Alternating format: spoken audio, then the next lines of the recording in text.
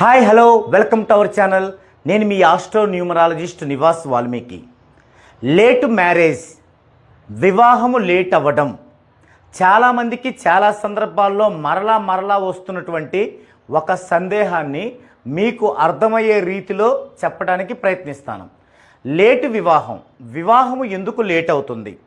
ఇక్కడ ప్రతి ఒక్కరం చేసే మిస్టేక్ ఏంటంటే, ఒక పర్సన్కి వివాహము లేట్ అవుతుంటే ఎంతసేపటికి ఆ పర్సన్నే చూస్తాం, ఆ పర్సన్ డేట్ ఆఫ్ బర్తే చూస్తాం, ఆ పర్సన్ యొక్క రాశి చక్రమే చూస్తాం. కానీ ఇక్కడ ఒక పర్సన్ అంటే అతను తన ఫ్యామిలీతో ఇన్క్లూడ్ అయి ఉంటాడు. బిఫోర్ మ్యారేజ్ ఒక పర్సన్ అతని యొక్క పేరెంట్స్, అతని యొక్క brother and sisters. After marriage అతని యొక్క లైఫ్ పార్ట్నర్, అతని యొక్క చిల్డ్రన్. ఇది జనరల్గా మీరు ఏ శాస్త్రంకి వెళ్ళినా సరే, అది న్యూమరాలజీకి వెళ్ళినా సరే, ఇక్కడ ఒక పర్సన్ అంటే మీనింగ్ అది బిఫోర్ మ్యారేజ్, ఆఫ్టర్ మ్యారేజ్. ఇప్పుడు వివాహం అనే సమస్య ఎవరికి వస్తుంది? Before marriage. మరి బిఫోర్ మ్యారేజ్కి వచ్చినప్పుడు ఏం జరగాలి? అతని డేట్ ఆఫ్ బర్త్ చూడగానే తెలియడం అనేది కొన్ని సందర్భాల్లో ఉంటుంది. ఉదాహరణకి మ్యారేజ్ ఎందుకు లేట్ అవుద్ది? ఫిక్స్డ్. అదేంటంటే ఒకరి యొక్క డేట్ ఆఫ్ బర్త్ ప్యాటర్న్లో 3689 ఈ 4 డిజిట్స్లో ఏ 2 డిజిట్స్ ఉన్నా వారి యొక్క మ్యారేజ్ లేట్ అవుతుంది. అంటే ఇక్కడ ప్యాటర్న్ అంటే డేట్ యొక్క సింగిల్, మంత్ యొక్క సింగిల్, ఇయర్ యొక్క సింగిల్, డెస్టినీ యొక్క సింగిల్. ఇది తీసుకున్నప్పుడు ఈ మూడిట్లోనే చూడాలి వీటిని, డెస్టినీలో కాదు. ఇది ఒక ఫిక్స్. లేదు ఆస్ట్రాలజికల్ పరంగా చూసినా పునర్పు దోషమున్న, కుజ దోషమున్న. పునర్పు దోషం అంటే ఒకే రాశిలో శని చంద్రుడు కలిసి ఉండటం, లేదా ఒకే భావంలో శని చంద్రుడు కలిసి ఉండటం. కుజదోషం ఇవి గనక ఉన్నట్లయితే మ్యారేజ్ లేట్ అవ్వడానికి 90% అవకాశం ఉంది. అదే వారి యొక్క ప్యాటర్న్లో మొదటి మూడింట్లో గనక 3689లో ఏ ఒక్కటి ఉన్నా, 3689లో ఏ 2 ఉన్నా మ్యారేజ్ లేట్ అవ్వడానికి 100% ఛాన్స్ ఉంటుంది. ఇవి కాకుండా వారు గనక 10 లేదా 28 తేదీల్లో జన్మించినట్లయితే 100కి 1000% ఛాన్స్ ఉంటుంది. ఇవి చూడగానే చెప్పేటువంటి విషయాలు. మరి ఈ 3 లేవనుకుందామండి. అంటే కుజదోషం లేదు, పునర్పు దోషం లేదు, అలాగని ప్యాటర్న్లో 3689లో ఏవైనా 2 లేవు, వారు 10వ తారీఖు పుట్టలేదు, 28వ తారీఖు పుట్టలేదు, అయినప్పటికీ వివాహం లేట్ అవుతుంది.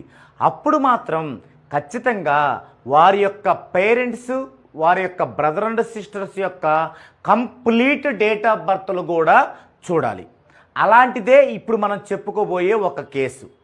ఓకే, ఇప్పుడు ఇక్కడ పవన్ కుమార్ అనే ఒక పర్సన్ 28/12/1997 అంటే ఇప్పుడు సుమారుగా 28 ఇయర్స్. అతనికి సుమారుగా 28 ఇయర్స్. మ్యారేజీ అవ్వలేదు. సరే, మ్యారేజీ ఎప్పుడవుతుంది అన్నదానికి ఎలాగో మనం అష్టక వర్క్ ద్వారా వారికి మ్యారేజ్ ఎప్పుడు జరుగుతుందో చెప్పచ్చు. ఓకే, అది ఒక అంశం. అంటే ఫుల్ రిపోర్ట్ తీసుకుంటేనే అది పాసిబుల్.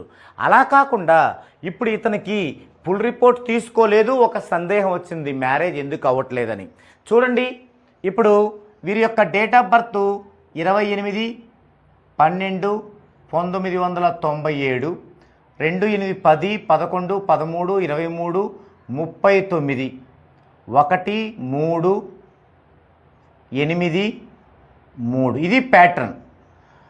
ఇప్పుడు చూడండి, ఈ ప్యాటర్న్లో మొదటి 3 అంటే ఇలా చూసుకున్నా, ఈ మొదటి 3 చూసుకుంటే 3, 6, 8, 9లో 3, 8 ఉంది. సో ఇక్కడ మ్యారేజ్ కావటానికి 100% ఛాన్స్ లేదు. ఇక ఆస్ట్రాలజికల్గా ఏమున్నాయి అనేది మనకి డీటెయిల్స్ ఇచ్చారు, చూడొచ్చు. అది కూడా అంటే పునర్పు దోషం ఉందా, కుజ దోషం ఉందా అని. అయితే 11, 12 మధ్య అన్నారు. దీన్ని మనం బీటీఆర్ చేసుకోవాలి. బీటీఆర్ చేసుకున్నాకే మనం ఆస్ట్రాలజికల్గా చూడాలి. ఇక్కడ ఒక అంశం వచ్చింది, 100% మ్యారేజ్ ప్రాబ్లం అనేది వచ్చింది మనకి. తర్వాత ఇంకోటి కూడా ఉంది. ఇదిగో ఈ డేట్స్ చెప్పుకున్నాం కదా. ఇతని యొక్క డేట్ ఎంత? 28.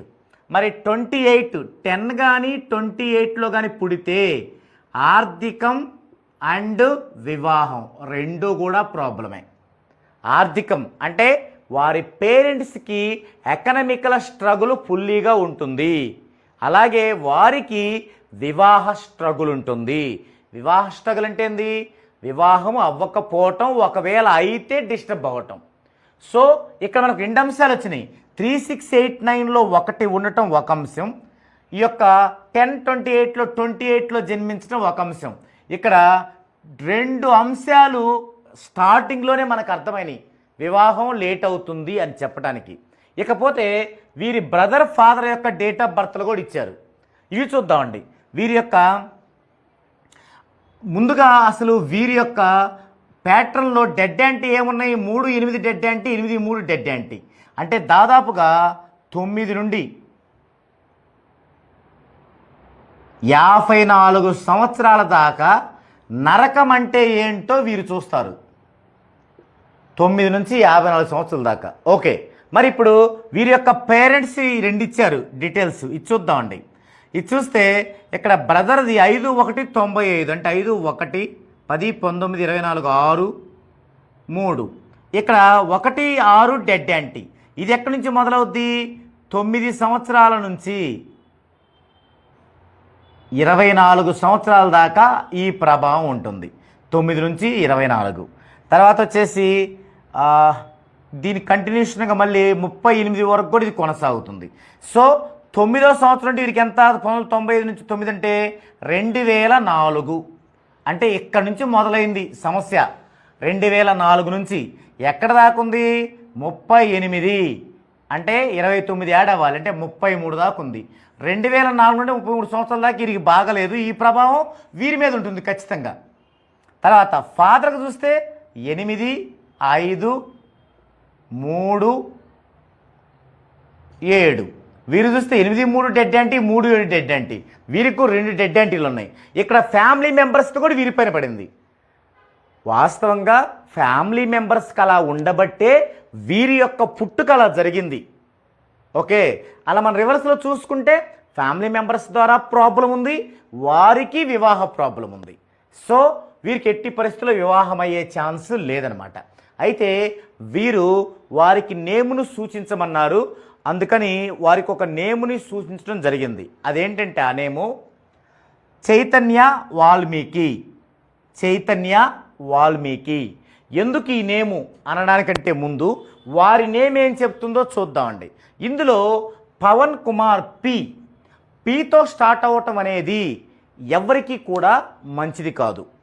పీతో స్టార్ట్ అవ్వటం అనేది మనకి ఒక వర్ధమాన హీరోకి పీతో స్టార్ట్ అవడం వల్లనే అతను మంచి ఫామ్లో ఉండగానే మూవీస్ వదిలేసి పొలిటికల్ బాట పట్టాల్సి వచ్చింది.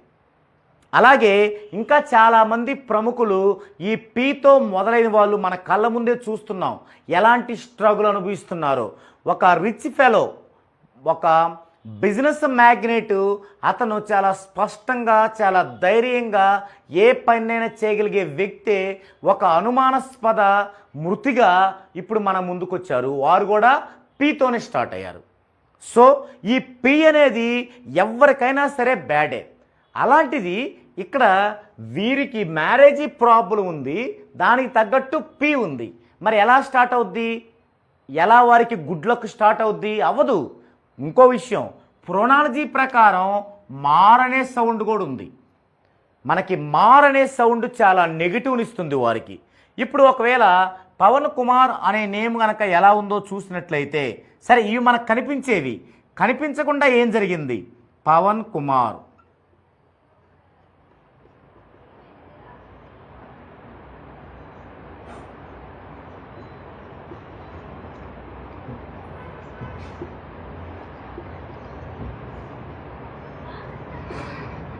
టోటల్ 36.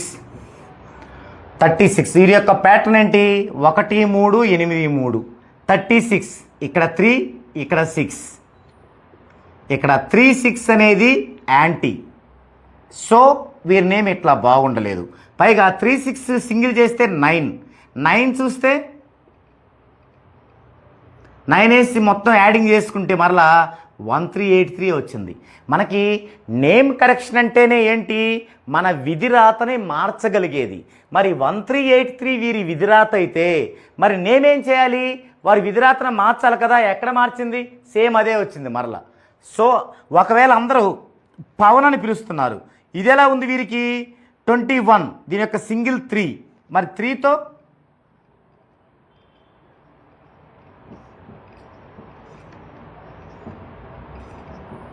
4623 వచ్చింది. 4623. ఈ 4623లో ఈ 6 అనేది కూల్ నెంబరు, 2 అనేది వీక్ నెంబరు. అంటే ఎక్కడైతే మ్యారేజ్ జరగాలో అక్కడ 6 ఉండటం వల్ల కూడా వారికి గ్రోత్ అనేది రాలేదు. అయితే అది కనుక 14 డైమెన్షన్స్లో ఉంటే 6 ఉన్నప్పుడు కూడా గ్రోత్ వచ్చి దొరికి, కానీ ఇక్కడ అవకాశం లేదు. అందుకు కారణం ఇప్పుడు ఈ చైతన్య వాల్మీకి ఎందుకు వచ్చింది అంటే సితో స్టార్ట్ అయింది. అంటే 3 వీరి డెస్టినీ కాబట్టి AJCLNLతో స్టార్ట్ అవ్వాలి కాబట్టి ఇది ఓకే. దీంట్లో దీని టోటల్ ఎంత వచ్చిందంటే 51, అంటే 6లో ఉంది. 6 అనేది వీరి యొక్క హార్మోని, ఎందుకంటే 3కి హార్మోని 1 3 5 6 9 6 7 9 ఇది హార్మోని కాబట్టి 6 వీరి హార్మోనీలోనే ఉంది. అయితే ఇక్కడ 51 అనేది వీరి యొక్క ప్యాటర్న్ కింద తీసుకుంటే 1383 51 బాగుంది. ఒకవేళ 6 వేసుకుంటే 7 9 5 9. చూడండి మ్యారేజ్ జరిగే టైంలో 9 5 ఉంది కాబట్టి ఫుల్లీ పాజిటివ్గా ఉన్నట్లు. అయితే ఇక్కడ ఒకవేళ చైతన్యాన్ని పిలిచినప్పటికీ కూడా ఏమవుతుంది 23 కూడా ఇక్కడ 2 వేసుకుంటే అక్కడ 3 వేసుకుంటాం, ఈ రెండు బాగున్నాయి. ఇక్కడ 3 కింద 3 అనేది జనరల్గా హెల్త్ ప్రాబ్లం అయినప్పటికీ వీరికి ఏ హెల్త్ ప్రాబ్లం లేదు కాబట్టి మనం పెట్టచ్చు 23. సో ఇన్ని విధాలుగా బాగుంది కాబట్టి చైతన్య వాల్మీకి అనేది వారికి బాగుంటుంది. మరి దీన్ని ఎన్నిసార్లు రాయాలి ఏమిటి ఇలాంటి విషయాలన్నీ కూడా తెలియజేసేందుకు వారిని కన్సల్ట్ అయ్యమని చెప్పాము. వారు కన్సల్ట్ అయిన తర్వాత వారి యొక్క ఫుల్ రిపోర్టు వాళ్ళకి ఇచ్చి ఆ యొక్క ఎన్నిసార్లు రాయాలి నేముని చెప్పి వారితో దాన్ని యూటిలైజ్ చేసుకునేలాగా చేయటం జరుగుతుంది. ఇది ఎందుకంటే మీరు కూడా ఒకరికి గనక మ్యారేజీ లేట్ అవుతుందంటే వారి ఒక్కరిదే చూస్తే సరిపోదండి, వారి పేరెంట్స్ది కూడా చూడాల్సి ఉంటుంది. ఆ తర్వాతనే ఎందుకు చైతన్య వాల్మీకి అని ఎంత పొడుగు పేరు అంటే వారి యొక్క బ్రదరు ఫాదర్ యొక్క వారి యొక్క నెగిటివ్ కూడా వీరి మీద ఉంది కాబట్టి అంత ఫ్రీక్వెన్సీ అవసరమైంది. అయితే చాలామంది మీరు మళ్ళీ ఒక పొరపాటు పడుతున్నారు, అదేంటంటే చివరిలో అయ్యింది కదా ఉండొచ్చండి. ఉండకూడదు ఎవరికంటే గర్ల్స్కి లేడీస్కి చాలామంది దాన్ని కలిపి చెప్తున్నారు, ఇద్దరు కలిపి కాదు. ఐ కానీ తా సౌండ్ కానీ ఉండకూడదు ఓన్లీ లేడీస్, అది జెంట్స్కి ఇంకా పెచ్చింగ్గా ఉంటుంది. సో వివాహము లేటు అనగానే వారి ఒక్కరిదే చూడకుండా ఇన్ని అంశాలను పరిగణలోకి తీసుకోవాల్సి ఉంటుంది. ఈ అన్ని అంశాలను పరిగణలో తీసుకొని ఎంత ఫ్రీక్వెన్సీతో వారి నేమ్ ఉండాలి అనేది డిసైడ్ చేయటంతో వారికి ఆ వివాహ సమస్య తీరడమే కాకుండా వారి ఫ్యామిలీ కూడా ఆ పాజిటివ్ అనేది వెళ్ళి వారి బ్రదర్ ఫాదర్లో ఉన్న నెగిటివ్ కూడా మామూలు స్థాయిలోకి వచ్చి వారి యొక్క కెరీర్ బాగుండటానికి 100కి 1000% హెల్పింగ్గా ఉంటుందన్నమాట. ఓకే, ఇది ఈ వీడియోలో టాపిక్. మరో వీడియోలో మరో డిఫరెంట్ టాపిక్తో మరలా కలుద్దాం అండి.